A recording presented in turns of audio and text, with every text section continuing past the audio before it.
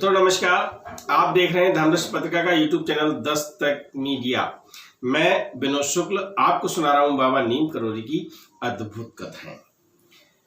आज उमादत्त शुक्ला और सुधीर मुखर्जी दो भक्तों में बातचीत हो रही है और बैठे हैं चर्च लैन। आपको याद होगा चर्च लैन प्रयागराज, जहां महाराज जी अपना शीतकालीन शिविर लगाते थे। तो दोनों लोग बातें कर रहे हैं क्योंकि उनके जाने के बाद केवल स्मृतियां शेष रह गई थी और जो लीला के अंश हैं भक्त याद करके उनको एहसास करते हैं कि महाराज जी यही है। महाराज जी के बारे में जब उमादत्त शुक्ला ये बताते हैं कि जब वो पहली बार मेरे घर पर गए थे तो भोजन बना था हमारे घर पर और 2-3 लोगों के लिए भोजन भात तैयार किया गया था।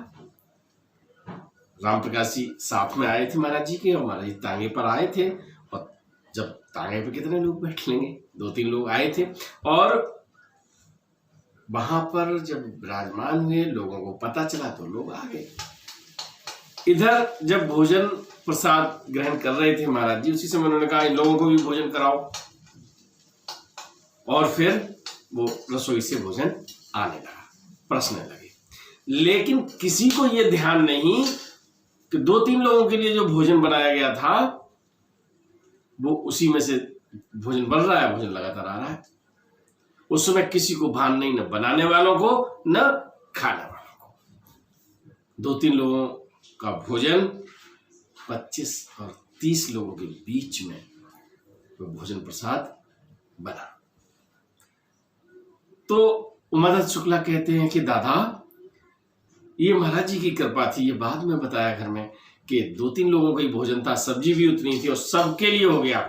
बाजार से मिठाई भी 2-3 लोगों के हिसाब से मंगवाई थी और सबको वितरित हो गई। उस समय पता ही नहीं चल पाया ये बड़ा कहां से।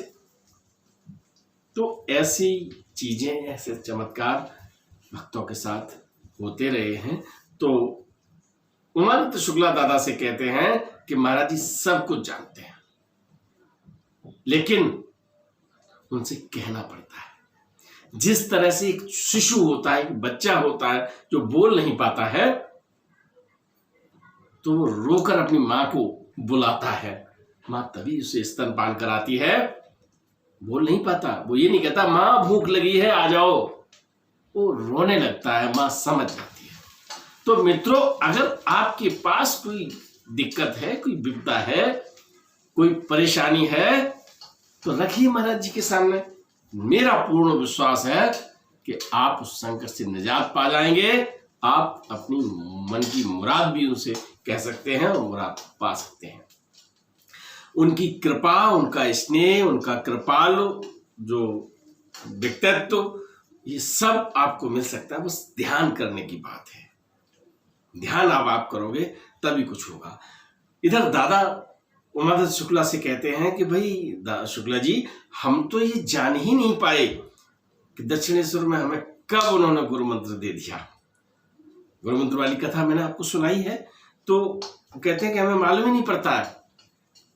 दादा का कहना है कि महाराज जी की शरण में जो चला गया उसे तो वास्तव में मांगने की भी जरूरत नहीं होती, बार बार प्रेयर करने की भी जरूरत नहीं होती, लेकिन करते रहिए। मेरा ये कहना है कि करते रहिएगा। क्यों?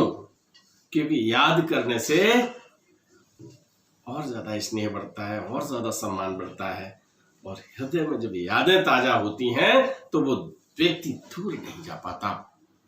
कहते हैं ना कि भक्त के वश में भगवान है, तो भक्ति करते रहोगे तभी तो भगवान वश में रहेंगे और भक्ति छोड़ दोगे तो कैसे रहेंगे। ये मेरा कहना है।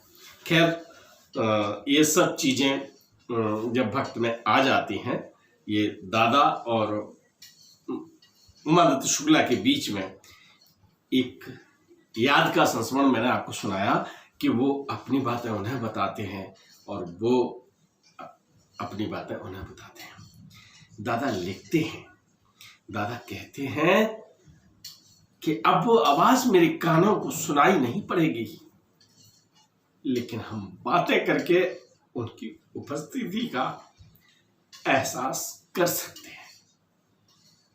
हमें यही लगता है कि बाबा कहीं आसपास है।